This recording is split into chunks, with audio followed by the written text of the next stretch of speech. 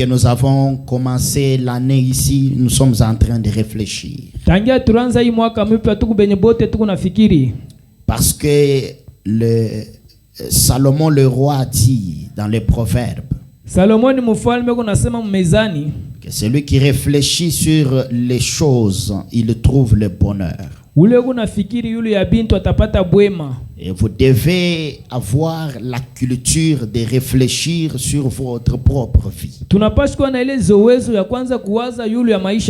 Et en réfléchissant, vous allez vous-même être capable de faire le bilan de votre vie. Vous serez capable de voir où est-ce que ça marche, où est-ce que ça ne marche pas. Une personne normale, c'est celle qui sait faire ça. Et comme nous sommes en début de la nouvelle année, c'est aussi un moment d'exode.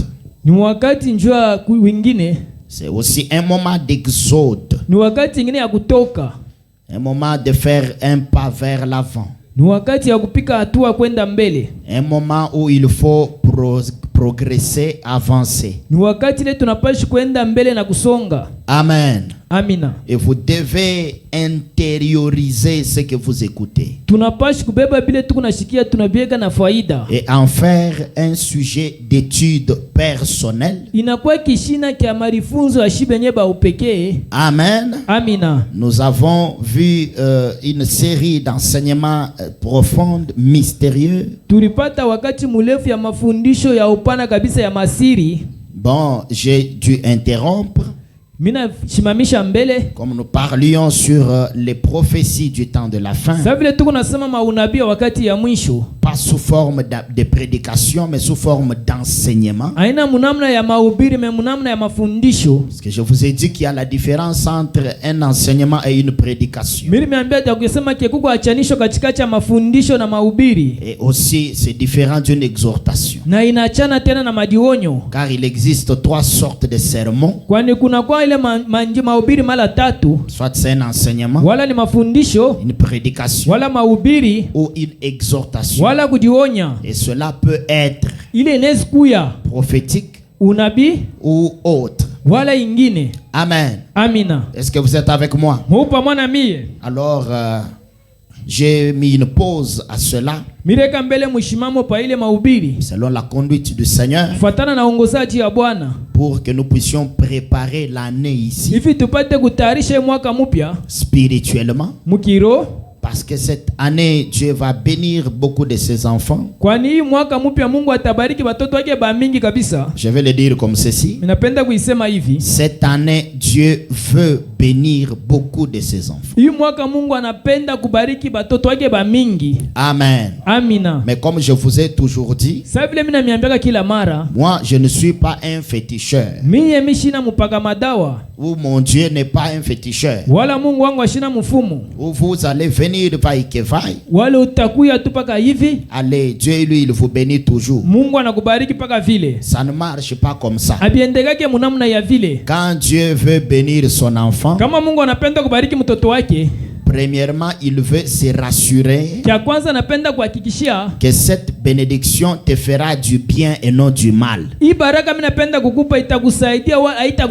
C'est pour ça qu'il a dit dans le Proverbe que c'est la bénédiction de l'Éternel qui enrichit.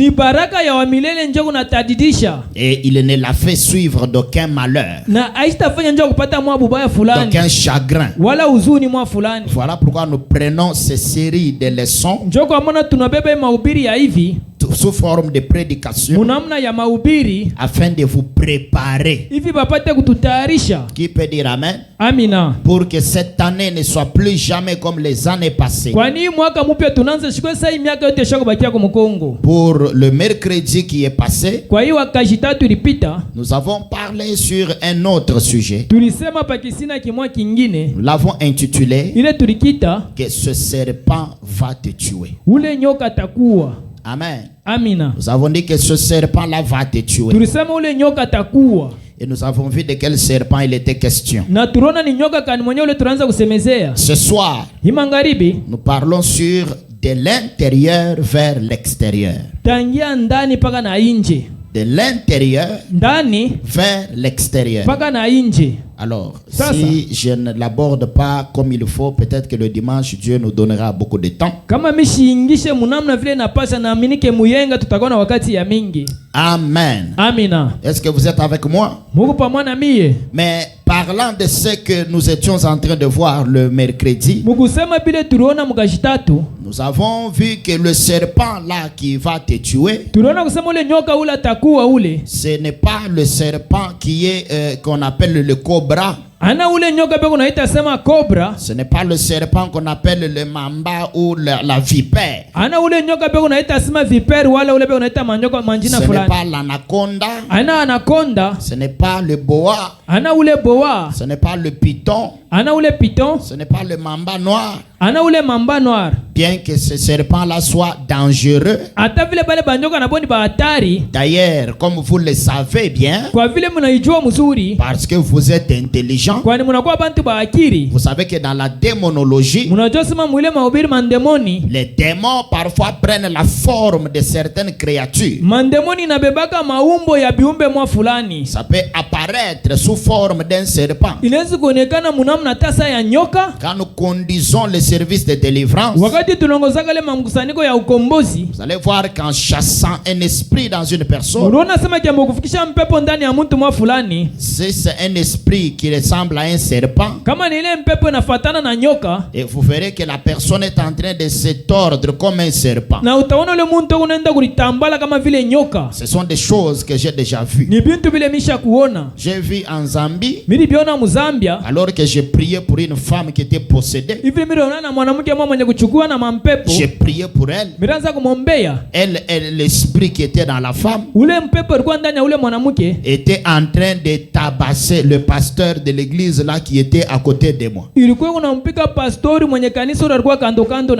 Donc les esprits, ils savent que celui-ci, il a le feu de Dieu. Celui-ci n'en a pas. Bien qu'il était pasteur du message, qui m'avait invité. Est-ce que vous comprenez? Les esprits connaissent ça. Voilà pourquoi dans la Bible, ils ont tabassé les 7 enfants de Skeva, qui chassaient les esprits mauvais au nom de Jésus. Donc dire je chasse l'esprit mauvais au nom de Jésus, ça ne suffit pas. Mais ça dépend de la vie que tu mènes. C'est ça qui compte devant ces esprits-là. Amen. Mais nous avons dit que le serpent-là, c'est le serpent ancien. C'est le serpent de Genèse, mais qui n'a pas commencé dans Genèse. Ce serpent a commencé au ciel. Et parce qu'il a commencé au ciel, c'est un serpent surnaturel, pas physique. C'est un serpent spirituel. Il a commencé dans la Genèse, et la Bible l'appelle le serpent ancien. Quand nous lisions dans le livre d'Apocalypse, chapitre 12, la Bible disait dans Apocalypse chapitre 12 qu'il fut précipité. Il fut précipité, le grand dragon, le serpent ancien, appelé le diable et Satan. Le serpent là s'appelle comment d'après la Bible? Le serpent ancien, on appelle aussi le grand dragon. Est-ce que je peux parler? Vous regardez le film beaucoup. Là où vous voyez toutes les formes des dragons là. Il y a même des gens dans ce monde ici. Certains musiciens païens. Vous entendez, on parle de dragon, opération dragon. C'est un esprit esprit. C'est un esprit géant. Quand vous voyez les dessins animés, il y a les dragons. Vous pensez que c'est un dessin animé. On montre à la télé. C'est une initiation à des esprits mauvais. On apprend aux enfants à accepter ça dans leur subconscience. C'est une initiation subliminale. Sans que quelqu'un ne s'en rende compte. Est-ce que je peux parler? Tu peux recevoir les démons par l'écran. J'avais montré ça dans l'enseignement sur la 4e dimension. La voix des ondes. La manipulation électrique. La manipulation par l'électricité. L'électricité qui est dans les airs. On vous envoie les signaux par les yeux. Comme les yeux sont la porte de l'âme, ils ont des laboratoires, ces gens-là. Ce sont les enfants de Caïn. Ils sont très rusés. Ils étudient comment modifier l'être humain. Comment le pervertir. Et oui, ils ont compris que comme les yeux là, ils voient beaucoup, ils aiment voir. Alors ils ont fait les écrans, ils ont mis des choses derrière. Je vous avais dit que Android c'est le nom d'un démon. Je vous avais dit ça, non? Amen.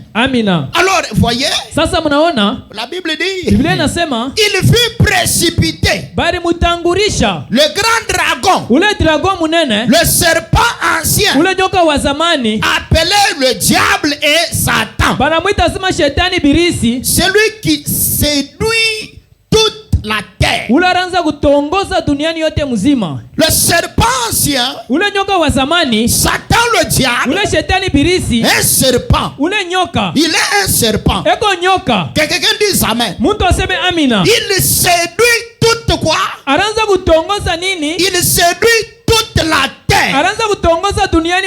Sa séduction, elle touche même les prédicateurs. Je vous dis la vérité. Sa séduction touche même les musiciens chrétiens. C'est une onction. Ça ne laisse personne. Ça touche les frères. Ça touche les soeurs. C'est un esprit. Il fut précipité sur la terre. Il était au ciel. Quelqu'un dit amen. Il était au ciel. Il a mené bataille là-bas. Il n'a pas réussi à vaincre Michael et ses anges. Et Michael l'a chassé sur la terre. Frère Branham explique ça dans la prédication ce jour-là sur le calvaire. Au paragraphe 44, Frère Branham dit, je peux le voir. Ce grand dragon-là. Branham dit, quand il venait du ciel, il ressemblait à une ombre noire qui descendait et qui a frappé la terre. Et pendant ce temps-là, la terre était un volcan. C'était le feu partout. Le jardin d'Éden n'était pas encore là. Dieu était en train de former la terre de l'informe, du vide qu'elle était, pour qu'elle devienne un jardin d'Éden. Et avant ça, c'est là que le diable est tombé sur la terre. Frère Branham dit, et quand le diable est tombé sur la terre, comme une ombre noire, il avait paralysé la terre. Le péché était déjà là, dans une créature appelée un serpent. kiumbe banaita sema nyoka. Et ce serpent là, na ule nyoka ule, c'est le serpent ancien. ule nyoka wa zamani. On appelle le grand dragon. Biblia inamuita sema ule dragon munene. Il a mené bataille au ciel. Alikombana bukomvi kule kumbingu. Écoutez, il a vécu avant Adam. Aliishi mbele ya Adamu. Il est très ancien. Yeye wa zamani kabisa. Il connaît comment séduire. Anajua namna kutongoza. Quelqu'un dit séduction. Mtu aseme kutongoza. Répétez ça, vous êtes venu à l'église pour ça. Répétez séduction. Mupitulike kutongozewa. Donc il peut lui commencer à te séduire. Yeye anaweza kuanza kukutongoza. Frère Branham dit, na pia nasema pour te séduire, njoo kukutongoza, il sait anajua qu'il ne va pas t'amener l'enseignement catholique. Asita kupeleka mafundisho ya kikatolika hapana. Frère Branham dit, na pia nasema il sait que tu crois le message. Anajua kusema kesho kuamini ujumbe. Alors il va prendre le message. Atabeba paka hii ujumbe et il va te le présenter. Atakuonesha hayo à 99%. Mwile 99 mnamo vrai. Mzuri. Mais 1% kale ka pourcent kamoya kale, il va mal interpréter ça.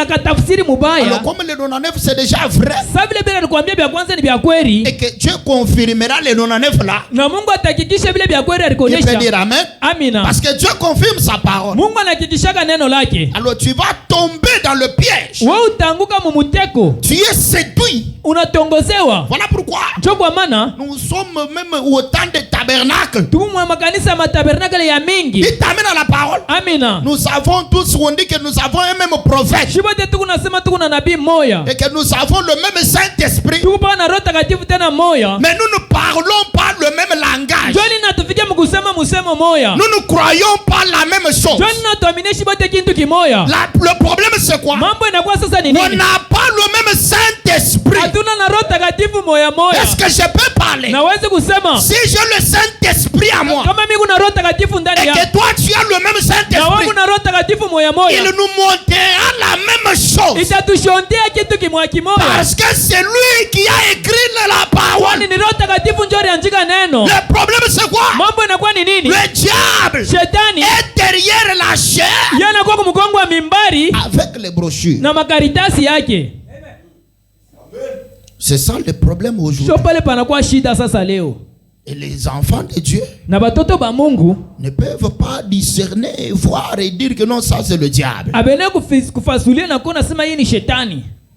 Il fut précipité sur la terre. Bali mukaribisha pa hii dunia. Et ses anges furent précipités avec lui. Na ba malaika baki bari batupa pamoja naye. Il n'est pas venu seul. Ashukua yeye peke. C'est tout un gouvernement. Ilikuwa ni ile gavu na mujima. Bien organisé. Yenye kutengeneza mzuri. De telle sorte que munamna kusema ke. Est-ce que vous êtes avec moi? Mungu pamoja na mie. Chez toi il y a un nombre de démons qui contrôlent ta vie. Kwako kuna kwa kimvuri kimwa kia mandemoni kikunaangalisha maisha yako. Quand tu pars au travail, kama unaenda kukazi, il y a d'autres qui te suivent. Quand tu rencontres les gens en route, il y a ceux qui te transmettent les onctions. Ils sont là. Dis à ton voisin, ils sont là. Parce qu'il a été précipité. Le verset 12. C'est pourquoi réjouissez-vous, cieux. Et vous qui habitez dans les cieux, malheur à la terre et à la mer, car le diable est descendu vers vous, animé d'une grande colère. Quelle est la colère là? Elle est motivée par quoi? Sachant qu'il a peu de temps. Il sait que l'enlèvement aura lieu. Il sait que le plan de rédemption va s'achever. Il sait que l'enfer l'attend avec les temps de feu pour les détruire totalement. Mais il ne veut pas mourir seul. Est-ce que je peux parler? Le diable se détruit et qu'il ne peut pas se repentir. Mais il sait que toi tu as l'occasion de te repentir. Il ne te laissera pas te repentir. Parce qu'il ne veut pas mourir seul. C'est comme quelqu'un qui est déjà noyé dans un lac. Sikama vile muntu ulasha kuangukia mumutoni mwa fulani. Il ne sait pas nager. Asijue namna kunawa mai. Tout ce à quoi il va s'accrocher là. Chote kile atabamba kama ni kuriani. Il mourra avec ça. Atatelemuka paka na ile riani. Et le diable il est comme ça. Shetani naisha kwa mwile hali ya vile. Il sait qu'il a combien de temps? Anajua sema kile una muda gani? Combien de temps? Muda gani? Kiloko sana. Kamuda kaloko. Très peu de temps. Kamuda kafupi kabisa. Qui lui reste sur la terre. Alors il fait quoi? Il entre dans le lieu saint. Apocalypse chapitre 6. Il est habillé en blanc. Le diable. Et il s'appelle saint. Il entre dans le sanctuaire. Il entre dans les cœurs. Il s'assoit dans les cœurs. Et il veut coordonner ta vie. S'il veut que tu ailles à droite, il te bouscule. Tu vas résister. Mais c'est une guerre qui s'engage en toi. Une guerre qui s'engage en toi.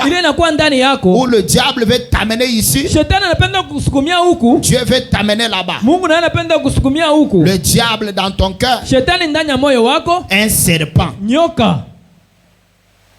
Il est où? Écoutez, le diable est où? Si tu n'as pas le Saint-Esprit, tu as démon, tu as Satan dans ton cœur. Il n'y a que les deux choses. Tu n'as pas le Saint-Esprit, tu as le diable là-bas. Ce soir, si tu sais que toi tu n'as pas le Saint-Esprit, c'est que le serpent il est dans ton cœur. Même si tu expliques comment toi tu parles la langue, tu prêches bien. Même si ton ombre à toi chasse les démons comme mon ombre à moi chasse les démons. Ce n'est pas la preuve que c'est Jésus qui est dans ton cœur. Qui peut dire amen à la parole? Amina. Même si tu ressuscites les morts, ce n'est pas la preuve. Voilà pourquoi le christianisme il donne une impression. Quand tu l'as au-dedans de toi, ça va se projeter vers les autres. Même si quelqu'un ne t'aime pas, mais il saura que d'abord tu es un vrai chrétien. Malgré qu'il ne t'aime pas, mais quelque chose en lui lui fait comprendre que d'abord toi là tu es vraiment un chrétien. Ce n'est pas ce que nous voyons là. Ce que nous voyons c'est quoi? C'est quelqu'un, il se plaint du matin au soir comment on ne l'aime pas, alors que réellement lui là il est vraiment coupable. Donc ce n'est pas qu'il est innocent, non. Il se plaint alors qu'il sait ce qu'il fait. Ce n'est pas qu'il est innocent. Est-ce que vous êtes avec moi? Vous êtes avec moi? Alors frère Branham nous a dit que le serpent là il est dans le cœur des gens. C'est pas moi qui ai dit ça. Dans la prédication la demain future, frère Branham dit je vais prendre le tableau un instant. Et puis il fait les deux dessins là. Quand on avait vu ça le mercredi, nous avons vu que ici, dans le cœur de celui-ci, il y a le serpent.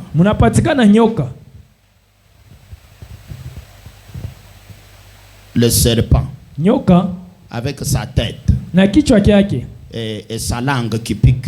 Le serpent. Frère Branham dit, et ici il y a une colombe. Maintenant, Sasa ici il y a un cœur humain. Hapa peko moyo wa mwanadamu. Maintenant, je ne sais pas, il dit qu'il ne sait pas dessiner.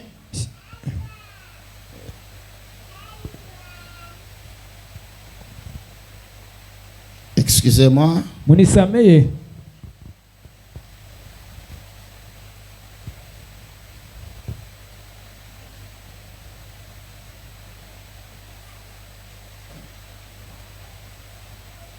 Ok. Même si Sabin n'est pas là, je vais me débrouiller. Ici, hapa il y a un cœur humain. Peko moyo ya muntu. Maintenant, écoutez. Mushikie. Celui qui est ici. Huyu anapatikana hapa. Celui qui est ici. Huyu anapatikana hapa. Frère Branham dit. Ndugu Branham anasema. Il a un serpent où? Il a un serpent où? Hebu na nyoka wapi? Le monsieur qui a le serpent à l'intérieur là. Ule mwananchi kuna nyoka ndani yake ule. Il est ici. Anapatikana pa ifashi. Il n'est pas loin. Ashina mbari. Vous pensez que c'est où? Wana waza sasa ni wapi? Écoutez, frère Branham dit. Ndugu Branham anasema. Maintenant, celui qui est ici. Huyu anapatikana hapa huyu. Il a un serpent à l'intérieur. Yeye kuna nyoka ndani yake. Et ce serpent là c'est le péché. Na ile nyoka inakuwa ni zambi. Et ici, na hapa il a sa vie. Eko na bushima bwake. Frère Branham dit. Ndugu Branham anasema. Celui qui est ici. Huyu anapatikana na yeye hapa. Il a une colombe à l'intérieur. Eko na njiwa ndani yake. Qui est le Saint-Esprit. Yenye kwa Roho Takatifu. Il n'y a que les deux choses là. Kukutupa bintu bile biwili. Soit tu as l'un. Wala kuna kimoya. Soit tu as l'autre. Wala kuna hiki kingine. Soit tu as le Saint-Esprit. Wala kuna Roho Takatifu. Soit tu as un serpent. Wala unakuwa na nyoka. Ce n'est pas moi qui dis ça. Ana mimi naisema vile. Maintenant regarde d'abord ton voisin là. Garambele ule jirani wako sasa. Mwangalie mbele kumacho kwake kule. Umulize una nyoka ou bien una colombe. Demande-lui, tu as colombe, tu as serpent. Umulize sema wewe kuna nyoka wala kuna njiwa. C'est comme ça. Jo vile.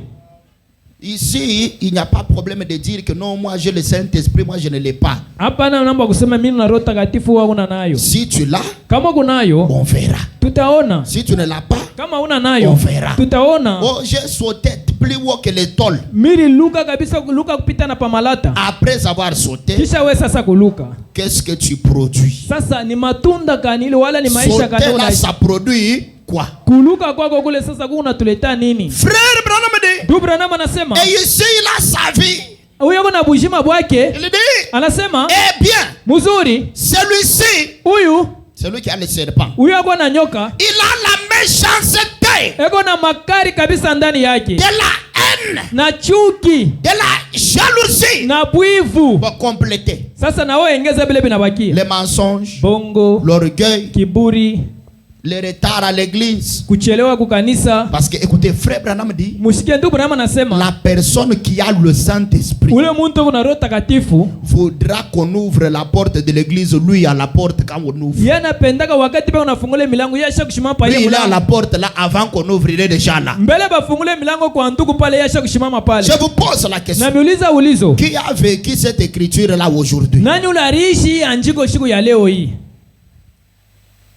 Moi j'ai vécu ça. Milongo miriishi. Vous allez me dire non, il y avait la pluie. Mutasema ke mvula ilikuwa yako. Frère Branham dit. Ndugu Branham anasema qu'il y avait des gens qui étaient partis à l'église là où lui prêchait là. Kuku bantu baranza kwenda kanisa kule aranza kubiri kule.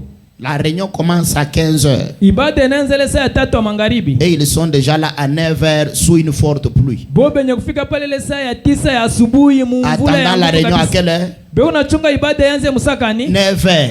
Mwile saa ya 9 asubuhi. Il se mouille déjà. Bego na lobana pale pa mvula. Et il dit au jour du jugement. Na bego anasema ile siku ya hukumu. Ces gens-là vont se lever devant Jésus. Bale bantu bale batashimama mbele ya Yesu. Quand vous allez dire que non Seigneur, il y avait la pluie. Wakati utaanza kulitompola Bwana mvula ilikuyaka. Je n'avais pas le transport. Shukwake na makuta kulipa gari. Ces gens-là. Bale bantu bale bo. Qui peut dire amen? Amina. Ils vont se lever. Na bo batashimama. Et ils vont dire que non, nous on était partis même malgré la pluie. Bo batasema keshi turendaka lwa mikulu hata mvula inaanza kunyesha. Tu vas t'appuyer sur quoi? Sasa wewe utasamba pa nini?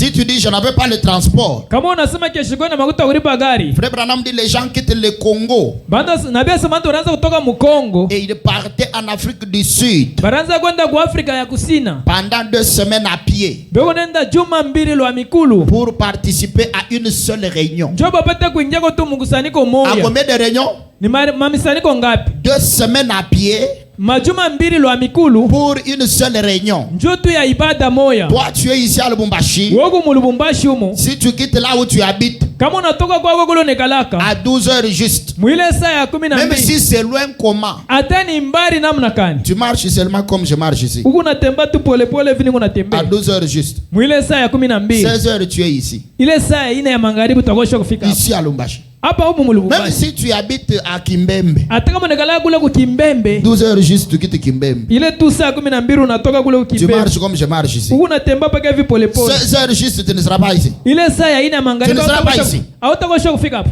Tu ne seras pas ici. Hautakosha kufika hapa. Ouais, jour du jugement. Écoutez, fais ça dans vos cœurs. Tuweke ile ndani ya mioyo yetu. Auna na kule utafuchamia. Tous les trous seront bouchés avec la parole. Manjimu yote bataifunga na neno la Mungu. Le serpent là, il est là. Ule nyoka yuko pale tayari. Celui qui te dit non, ne pars pas. Aujourd'hui, comprends. Non? Tous les jours, tu pars à l'église. Aujourd'hui, tu t'absentes aujourd'hui. Il te dit ça. C'est pas que c'est une voix comme ça. C'est comme une petite pensée. Seulement. Comme une petite pensée. Cette petite pensée-là, c'est lui. C'est lui.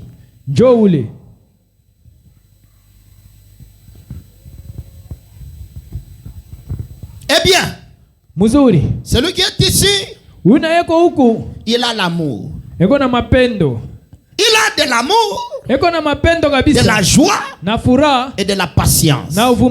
Et c'est à cause de ce qui est à l'intérieur ici. Voilà pourquoi ma prédication, je l'intitule de l'intérieur vers l'extérieur. Tout commence à l'intérieur vers l'extérieur. Voilà pourquoi quand vous allez à l'hôpital et que tu as une plaie, qu'on veut soigner ça, on va commencer par nettoyer la plaie avant de mettre médicaments. On commence par nettoyer la plaie à l'intérieur, de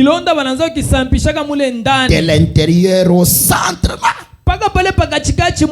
On nettoie, on monte jusqu'à l'extérieur. C'est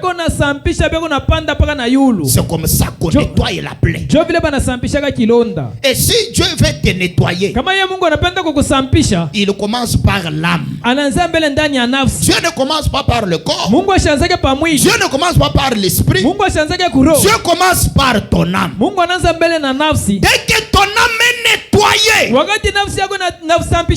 dégagée d'impureté, et que ton âme est propre, Dieu dans l'âme va entrer dans l'esprit jusqu'au corps. Mais vous faites le contraire.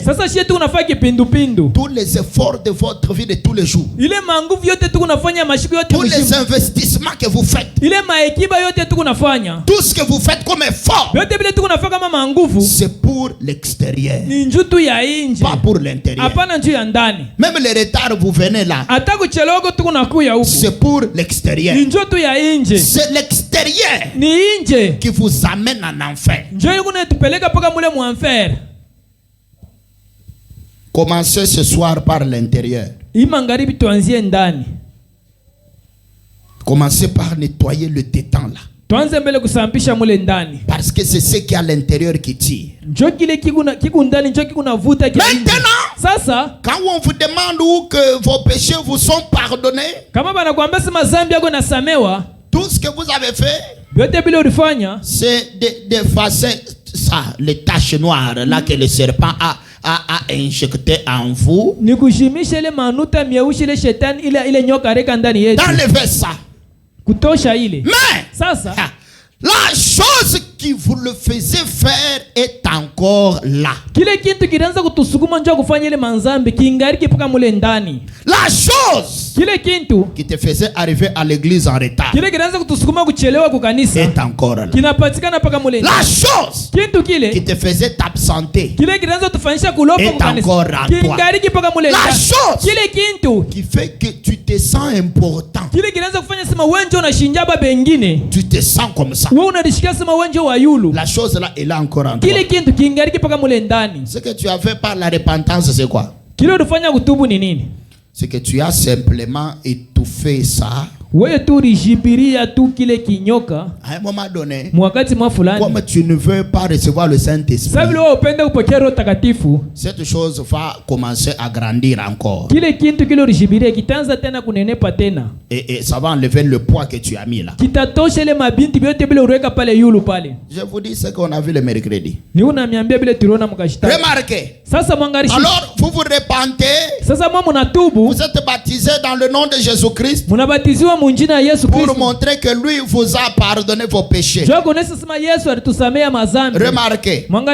Ensuite, deuxièmement, vient la sanctification qui met notre pensée en ordre pour la sainteté, pour avoir des pensées correctes. Que quelqu'un dise pensée correcte. Tu peux avoir les pensées correctes sans Saint-Esprit. Mais toi-même les pensées correctes tu n'en as pas. Mawazo yako iko ya buchafu. Voilà pourquoi lorsque je montre aux gens comment recevoir le Saint-Esprit, ils n'y arrivent pas. Parce que le Saint-Esprit, on le reçoit par la pensée. On le reçoit par la pensée. Qui peut dire Amen? Amina. Frère Branham dit la pensée est la matrice de l'esprit. Voilà. Alors, quand vous faites l'exercice de pensée, les gens me disent que quand je me concentre pour ça, comme vous me montrez là, une autre pensée vient seulement. Et je joue comment arriver jusqu'au bout. Parce que tes pensées posent problème. Tes pensées sont infectées. Tes pensées ont des virus. Tes pensées sont souillées. Tes pensées demandent un feu. Tes pensées demandent une purification. Qui peut dire Amen à la parole? Amen. Frère Branham dit, ensuite ce qui vient après, c'est le baptême de feu et du Saint-Esprit, pour que Dieu habite en nous. Amen. Pour que Dieu fasse quoi? Habite en nous. Et le feu de Dieu purifie nos cœurs du péché et met le Saint-Esprit à l'intérieur. Ça brûle ça. Et ça amène la colombe dedans. Si tu as encore l'orgueil, le serpent est là. Si tu as encore les absences à l'église, donc tu ne sens pas une contrainte, une force qui te tire vers Dieu. C'est que le serpent est en toi, il te tire loin de Dieu.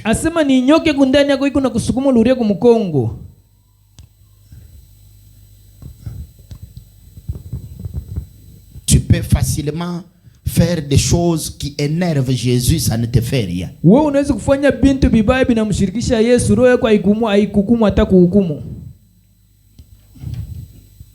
Les pensées sont souillées. Mawazo yako yanachafuka. Par ce serpent là, il met le poison dedans. Kupitia ule nyoka yako na mwanga nsumu yake mule ndani. Qui peut dire amen? Amen. Écoutez. Mushikie. Il n'existe pas de changement et de délivrance. Hakuna ile kubadilika na ukombozi si tu ne fais pas correctement ces trois choses. Kama ufanye muusawa hivi bintu tatu. Quelles sont ces trois choses? Vile bintu bitatu ni binini? La repentance kutubu correcte, vile napashwa, la confession correcte, kukiri vile napashwa, et la réparation correcte, na kutengeneza vile napashwa. Il n'y a pas de délivrance totale. Hakuna ukombozi ya utele. Il n'y a pas la paix de Jésus et un salut total. Hakuna amani ya Yesu na ile wokovu ya utele si tu ne fais pas ces trois choses. Kama hivi bintu bitatu wao bifanye. Écoutez-moi bien. Munisikie mzuri. Écoutez. Munisikie. Écoutez. Mushikie. C'est pour ça que mon Dieu vous a amené ici. Njoo kile Mungu wangu alimileta paifashi. La repentance sincère kutubu kwa bya kweli et correcte, na vile napashwa, la confession correcte, kukiri vile napashwa, et la réparation correcte, na kutengeneza vile napashwa. Ce qui peut parler, minaweza tena kusema le christianisme de Jésus, Bukristo bwa Yesu de Branham, bwandugu Branham, commence avec ces trois choses buku nanza na hivi bintu tatu et continue avec, na buku nendele paka na hivi bintu tatu. Ça ne s'arrête pas. Abishimame hapana. Tu deviens chrétien à partir de la repentance, utakuwa mkristo ni wakati leo tatubu, la confession et la réparation, kukiri na kutengeneza, et tu continues comme ça. Na maisha kwa kila siku inakuwa vile. Ta vie de tous les jours, maisha kwa kila siku doit être une vie de repentance, confession et réparation. Parce que maisha ya kutubu, kukiri na kutengeneza. Parce que kwani nous sommes encore sur terre. Tuingariki pai dunia hapa. Voilà pourquoi le dimanche, nous avons vu que Dieu nous a donné un trône de jugement. Depuis la naissance. C'est ce trône de jugement-là que nous avons appelé la conscience.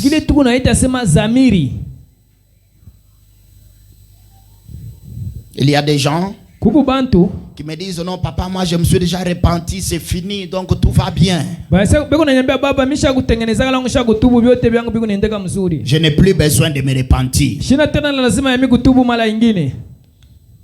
Nous venons de lire Frère Branham. Il dit que, donc, quand vous lisez au paragraphe 87 là,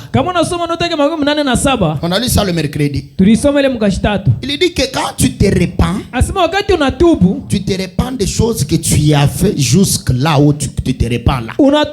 Jusqu'au moment où tu te repens. À partir de là, si encore tu fais quelque chose qui n'est pas correct, il faut rapidement te repentir, confesser et réparer. Que quelqu'un dise réparer. C'est ça le christianisme authentique.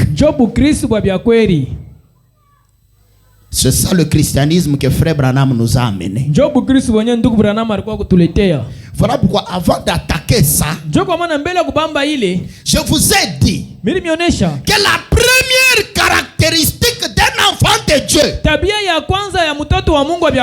première chose qui montre que tu es un enfant de Dieu, ce n'est pas que tu ne commets pas des erreurs, mais c'est la capacité que tu as à réparer ça. C'est ce qui montre que tu es un enfant de Dieu. Ce n'est pas que non, toi tu ne commets rien de mauvais. Mais quand tu as fait quelque chose qui n'est pas correct, ta nature d'enfant de Dieu fait que tu vas rapidement mettre ça en ordre. Et tu prends l'engagement de marcher correctement dès que tu as arrangé. Parce que tu ne peux pas faire autrement. Dieu t'a créé comme ça. C'est à cause de la colombe ici. Que quelqu'un dise Amen.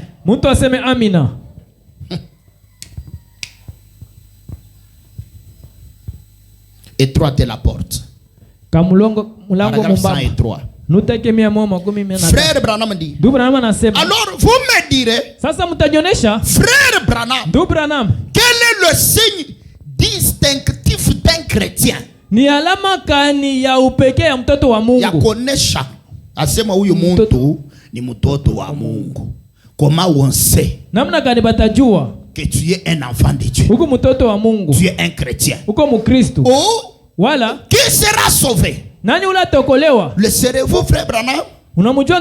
Est-ce que vous t'avez sauvé? Frère Branham dit, je m'en remets à Dieu pour cela. Je ne sais pas. Je crois l'être.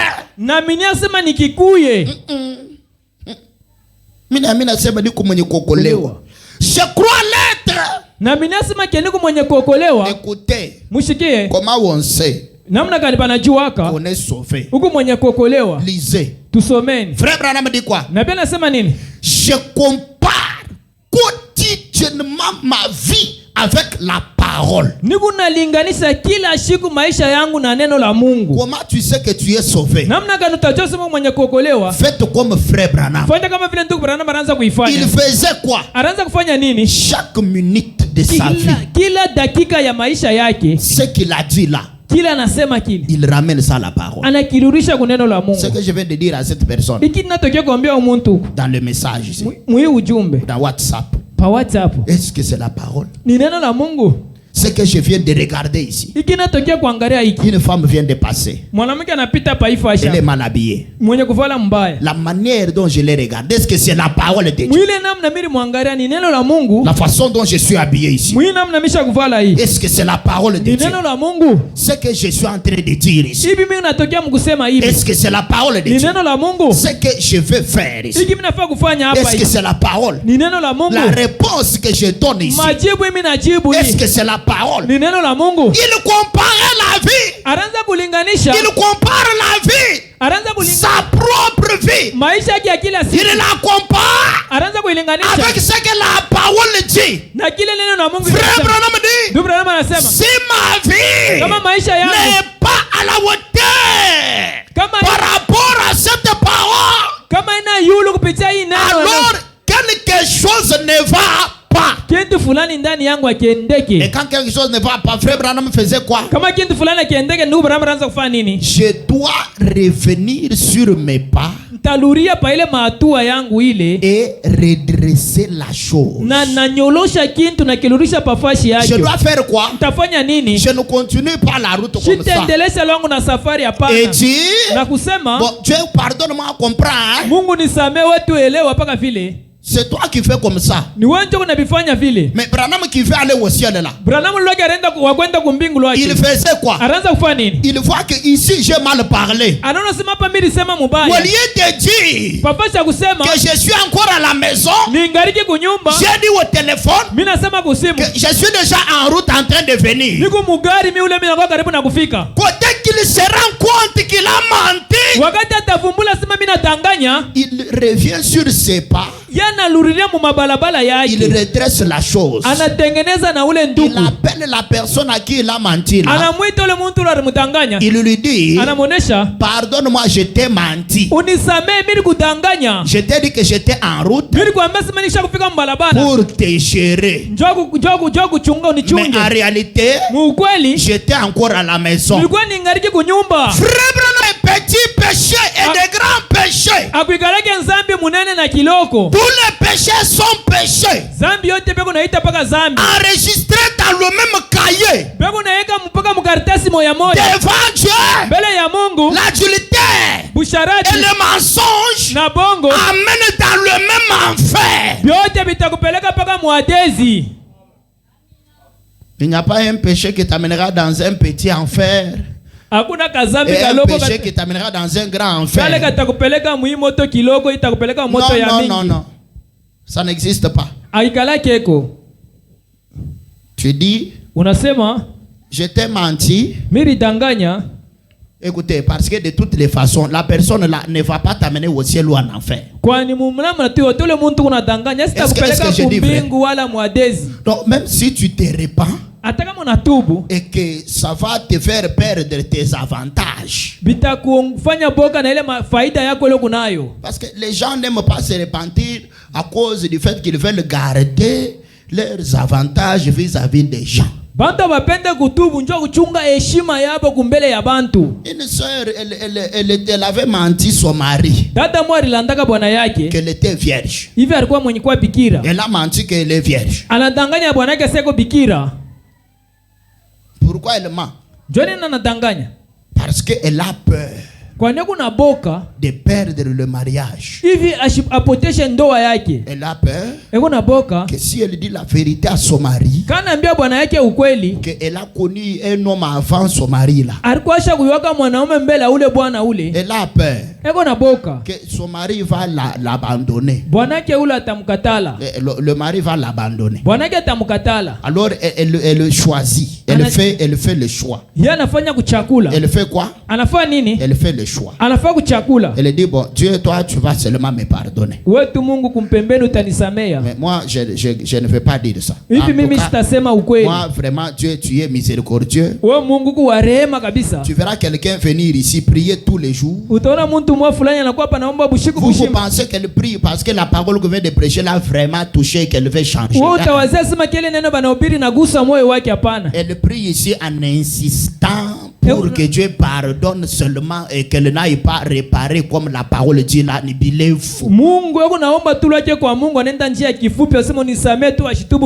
veut convaincre Dieu d'une certaine manière. Frère Branham dit, comme tu ne veux pas que ton mari te quitte, Dieu t'a déjà quitté malgré les émotions. Et tu pars en enfer. Parce que Dieu ne peut pas changer sa parole à cause de toi. Mais qu'est-ce que Dieu fait? Frère Branham dit, l'incrédulité n'arrête pas Dieu, ça t'arrête toi l'incrédulité. L'incrédulité n'arrête pas Dieu, ça t'arrête seulement toi-même. Le péché le plus sale, le péché qui fait honte à confesser là, c'est toi qui penses que ça te fait honte. Mais si tu es un enfant de Dieu, la preuve, tu vas mettre ça en ordre selon la parole. Même si on va t'injurier après. Mais le problème, toi, ce qui compte, c'est quoi? Tu veux aller au ciel. Comme toi, tu veux aller au ciel, tu ne vas pas regarder les conséquences humaines. Que quelqu'un dise conséquences humaines.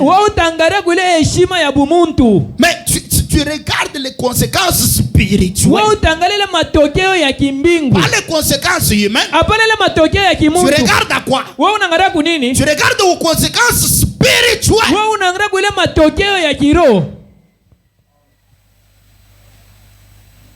Frère Branham, comment savoir que je suis un enfant de Dieu, sauvé, chrétien, qui part au ciel? La réponse, je compare chaque jour ma vie avec la parole. Mambo mimi nafia kufanya. Est-ce que sauti ya Mungu inaisema? Une femme habillée passe. Mwanamke mwenye kuvala mbaya kuna ripitia lake. Elle est mal habillée. Kuna ripitia lake mwenye kuvala mbaya. Frère, ndugu, toi tu la regardes. Unamwangalia mara kwanza. Tu la regardes d'une certaine manière. Wewe unamwangalia mnamna mwa fulani. Ce n'est pas toi. Il y a une boussole au-dedans de toi. Il y a un serpent. Quand je parle, tu peux même sentir comment il bouge. C'est lui qui te donne la convoitise et l'envie. ya kutamania bintu vya wenyewe. C'est le serpent là. Ni ule nyoka ule. C'est ce serpent là. Ni ule nyoka ule qui te donne la têtudesse devant ton mari. Voilà pourquoi je t'informe que si tu meurs maintenant, tu pars en enfer. La seule façon que ce serpent-là puisse quitter, ce n'est pas de se jeter par terre, c'est de te repentir, confesser, réparer. Dès que tu as fait ça, dès que tu as fait ça correctement, dites amen. Alors tu peux dire à Dieu, j'ai fait ma part, donne-moi ta colombe là. Qui peut dire amen? Amina. Il y a des gens, j'aimerais parler, ils vont avec Dieu dans leur repentance là. Il fait un effort, Seigneur, comprends-moi. Je demande pardon pour ça, je demande pardon pour ça. Mais il y a un problème. Le problème c'est quoi? Il n'y a pas la sincérité. Il n'y a pas quoi? La sincérité c'est quoi? C'est que quand tu prends la décision de te repentir, c'est que tu prends la décision de ne jamais faire ça. C'est que dans ta pensée là, il n'y a aucune possibilité de refaire la chose là. C'est ce qu'on appelle être sincère. Il n'y a aucune possibilité de retomber dans ça. Dès que tu atteins ce niveau-là de non-retour, alors tu prends maintenant Dieu pour l'engager sur cette voie-là avec toi. Pour dire, je vais marcher avec toi ici.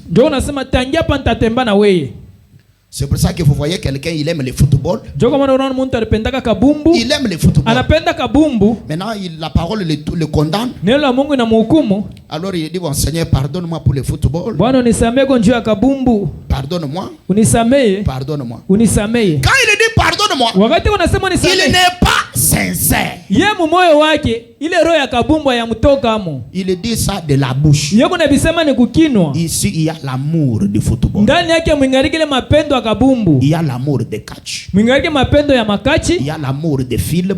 Il y a l'amour de karashika. Il y a l'amour de série. Quelqu'un dise série. Il y a l'amour de TikTok. Il y a l'amour de Facebook. Il y a l'amour de Instagram. Il y a l'amour de Snapchat. Il y a l'amour de toutes ces choses-là. Il dit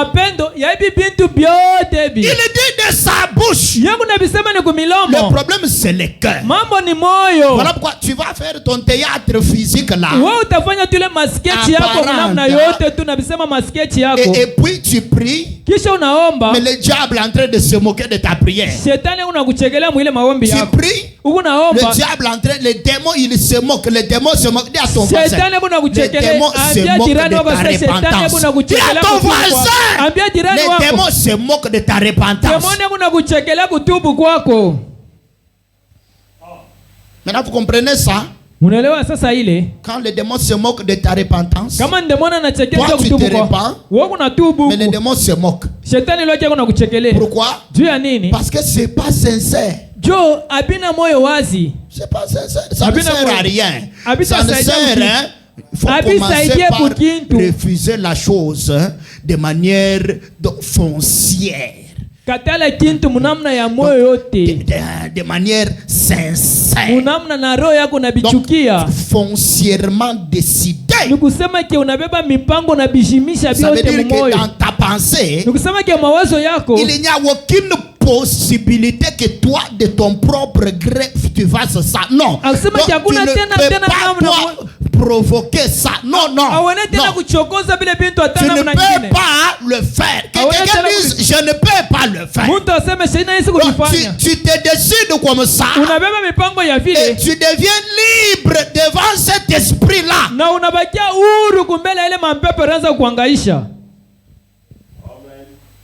Tu te décides de te libérer. Parce que tu es libre. Quelqu'un dit libre arbitre.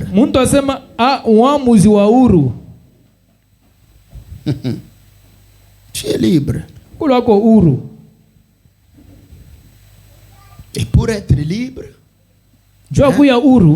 Harry, tu dois libérer ta conscience.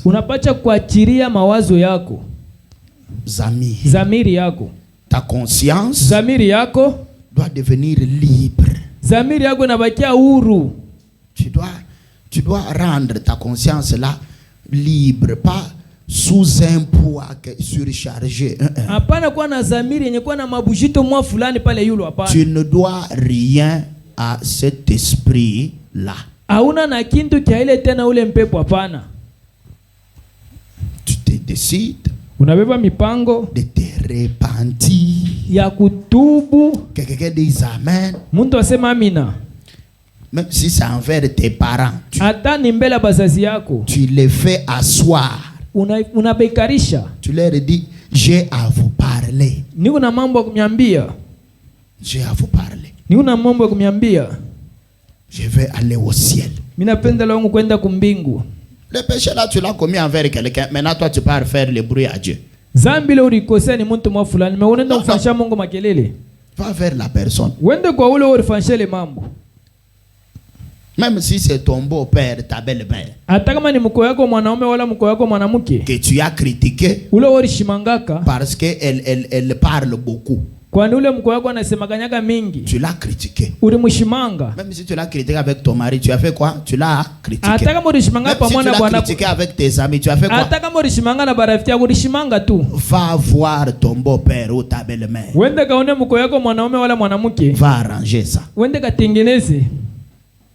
Il y a des frères ici qui ont des dettes. Les dettes de dot. Et puis on leur dit que la belle famille c'est une poubelle. C'est impoli. Dis à ton voisin, c'est impoli de dire ça. Que la belle famille c'est la poubelle.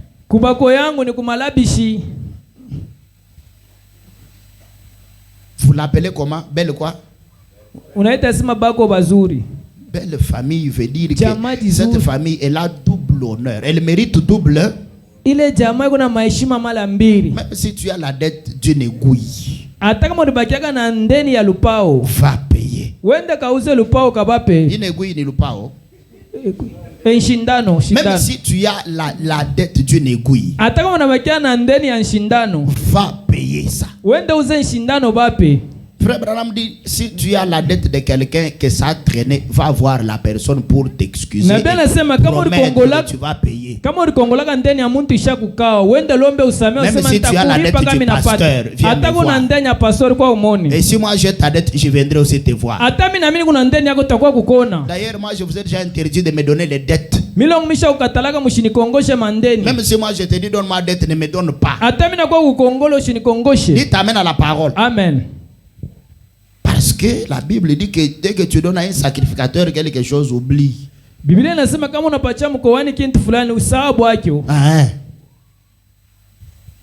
Tu as la dette, va voir le concerné. C'est un péché. Frère Branham dit toutes les dettes sont écrites au ciel. Tu as bouffé la dîme de Dieu à Colosie, du travail là-bas, tu as dette. Branham dit c'est écrit où?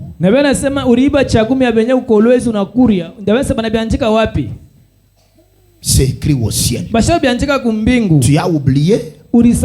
Tu n'as pas oublié. Qui peut dire amen? Amen.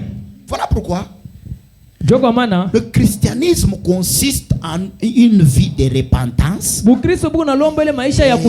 Ça commence par la repentance et ça continue toute ta vie. Dis amen à la parole. Amen. Toute ta vie. Envers Dieu et envers les hommes et les femmes et les enfants. Tu as promis à l'enfant les biscuits. Tu reviens, tu n'amènes pas biscuits. Toi, tu as oublié. Dieu n'a pas oublié. Combien de choses avez-vous promis aux enfants, vous n'avez pas fait? Repentez-vous. Aujourd'hui, vous devez vous repentir avec sincérité. Si tu sais que tu ne vas pas te repentir sincèrement, ne te repens pas. Sinon, les démons vont faire quoi? Les démons vont faire quoi? Ils vont se moquer de toi.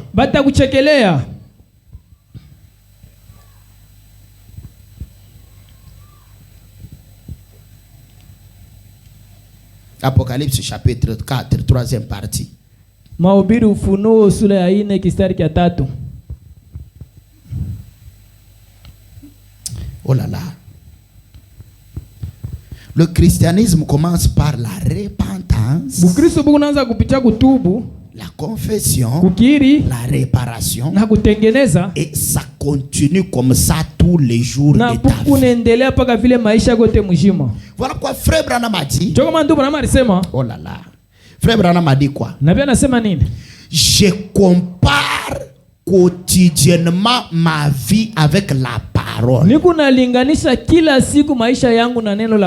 fais quoi?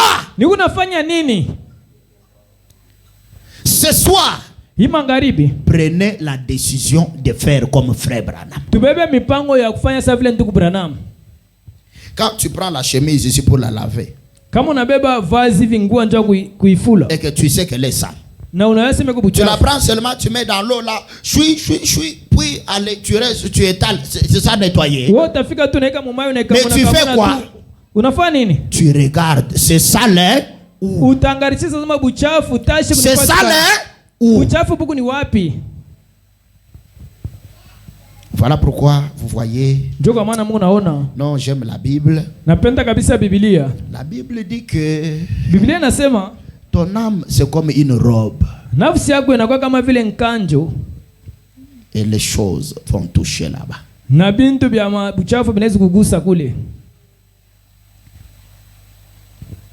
Je crois que je vais m'arrêter sur ça. La comparaison de la vie vis-à-vis de la parole. Tu te réveilles à 6h, à 5h. Bon, tu as lu quel verset avant de prier? Je ne sais pas. Tu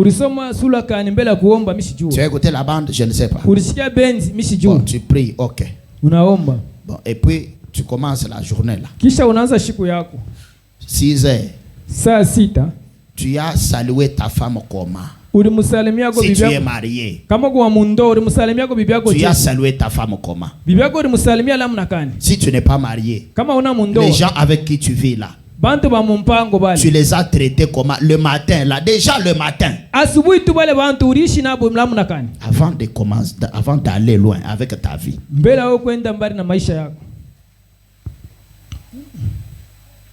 Le christianisme commence au lit, ça termine au lit. Qui peut dire amen? Amen. Tu te réveilles, tu as quelle attitude? Tu as quelle atmosphère? Frère Branham dit, un chrétien n'a pas les hauts et les bas. Oh non, aujourd'hui j'ai mal dormi. Alors je ne veux pas que quelqu'un me provoque parce que j'ai mal dormi. Frère Branham dit, c'est la preuve que tu n'as pas le Saint-Esprit. Dis à ton voisin, ce qui t'a mal fait réveiller là, c'est le serpent. À partir d'aujourd'hui, refuse cette chose-là. Que non, moi j'ai mal dormi. Alors j'ai une mauvaise journée. Comment un enfant de Dieu peut décider que sa journée soit mauvaise? Il ne faut pas que vous puissiez subir la journée. C'est toi qui dois dicter ce que la journée doit être. Pourquoi est-ce que vous priez le matin? Vous priez pourquoi?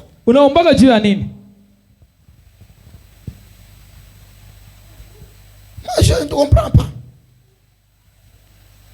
Que je dise à ma femme là que non, j'ai mal dormi aujourd'hui, ma journée ne sera pas bien. Et c'est plein. Beaucoup de gens disent ça. Que non, mina la mubaya, mina shika tout bon, mina la muka tout mubaya, mina non tout ça journée y aller ou être quoi tout bien. Donc, oui, mais tu as le pouvoir de changer ça, non? Tu as le pouvoir de changer ça. Tu changes ce qui n'est pas bien, ça devient bien. Les échecs deviennent la réussite. Mais vous avez des hauts et des bas. Parce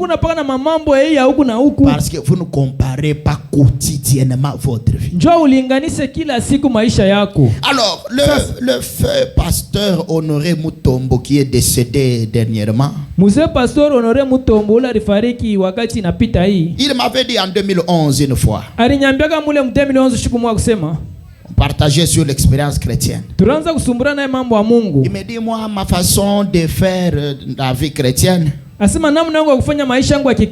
je compare ma vie avec la parole. Tous les 30 minutes, je fais un bilan.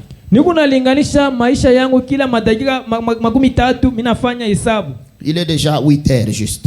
Il est déjà quelle heure? 8 heures juste. Depuis le matin jusqu'à maintenant que je me suis réveillé, qu'est-ce que j'ai déjà fait de mal? J'ai menti à qui? J'ai convoité quelle femme? J'ai dit quel mensonge? Est-ce que je me suis senti orgueilleux? Et qu'est-ce que j'ai fait de mauvais? J'ai promis quoi à qui? Dès que je me rends compte que j'ai fait quelque chose de mal, c'est à tel que j'ai fait ça, tout de suite j'arrange. Je n'attends pas demain ou le soir ou après-midi.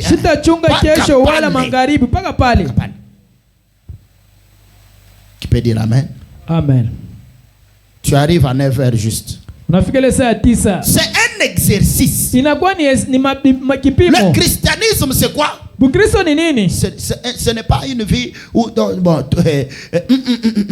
on n'est pas au repos, on est en guerre. On est comment? On vérifie la vie qu'on mène là. On compare avec la parole. J'ai répondu comment? Il est déjà 10 heures. Comment j'ai géré mon téléphone ici? Comment je l'ai géré? Faites ça si vous voulez aller au ciel. Faites quoi?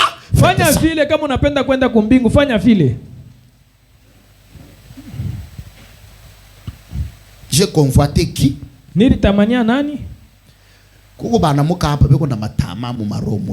Nyoka eko na tapika tama mule muro mwenu mule. Nyoka eko nafanya hivi tama. Ton mari n'a pas l'argent, mais toi tu le mets très mal à l'aise pour qu'il t'achète seulement les choses qui coûtent cher là. Tu pousses même ton mari à aller pécher. Nous allons nous lever. Savez-vous que beaucoup de dettes que les frères prennent, ils les prennent parce que les frères ici, ils ont l'orgueil et la convoitise. Vous avez l'orgueil et la convoitise. Contente-toi d'abord de ce que tu as là. Beaucoup de dettes que les gens prennent. Beaucoup de dettes que les gens prennent. Yamingi. Par orgueil. Orgueil et convoitise. Comme Charles là, la montre là, Moi aussi, il faut seulement comme ça. Comme Neville il a la chemise là. Moi aussi seulement comme ça. Comme j'ai vu tel il a porté telle chose. Comme il y a quelqu'un ici dans l'église qui dit oh non, mes amis ils s'habillent comme ça mais moi. Mes amis s'habillent comme ça mais moi. Il compare sa vie avec les autres au lieu de la comparer avec la parole. Changer dès à présent. Le christianisme, c'est comparer ta vie avec la parole. Si elle n'est pas à la hauteur par rapport à cette parole, alors quelque chose ne va pas. Je dois revenir sur mes pas et redresser la chose.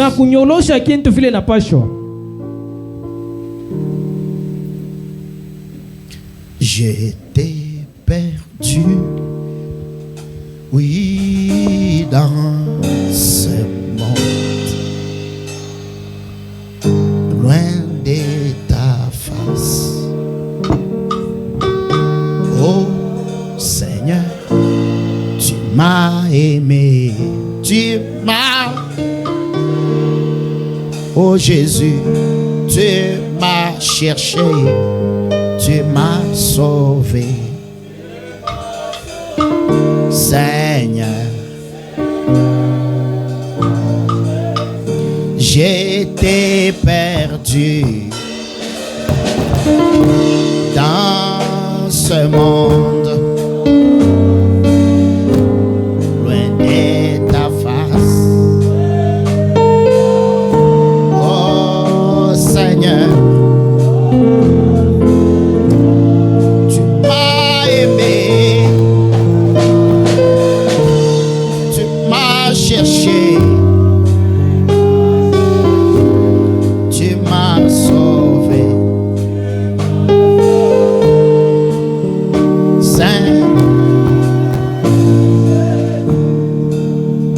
Tu as prouvé d'un agneau pour enlever mes péchés.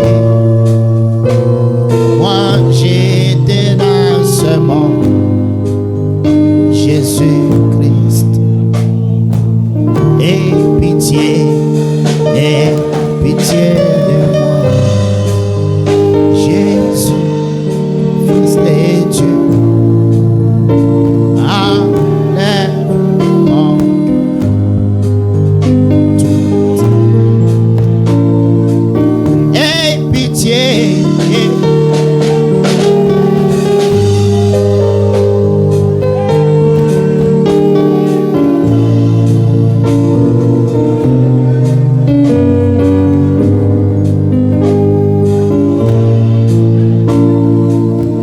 chacun puisse dire à Dieu, Seigneur, je veux désormais me repentir et comparer ma vie tous les jours.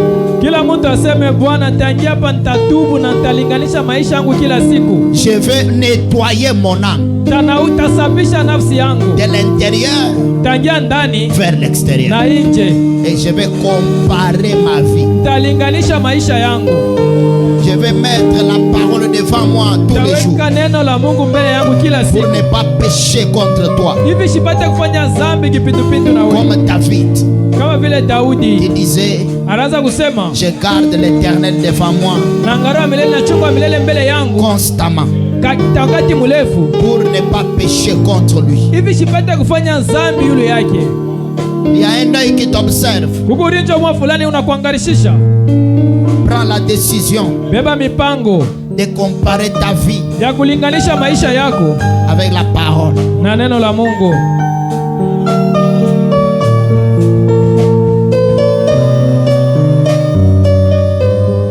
Priez le Seigneur. La parole de Dieu t'a condamné.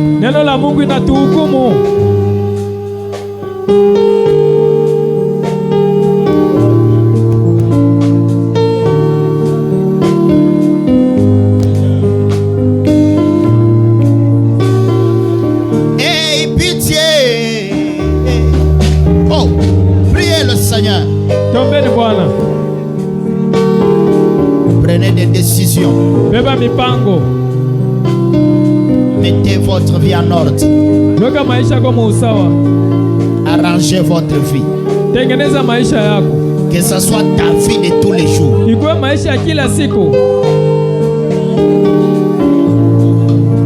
Que les démons ne se moquent pas de toi.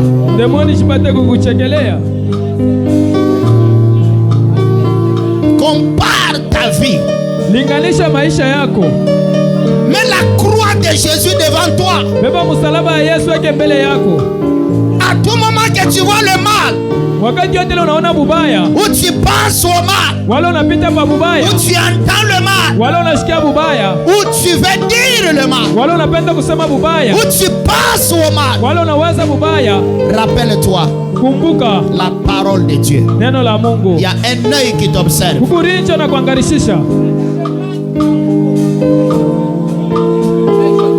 Aie pitié.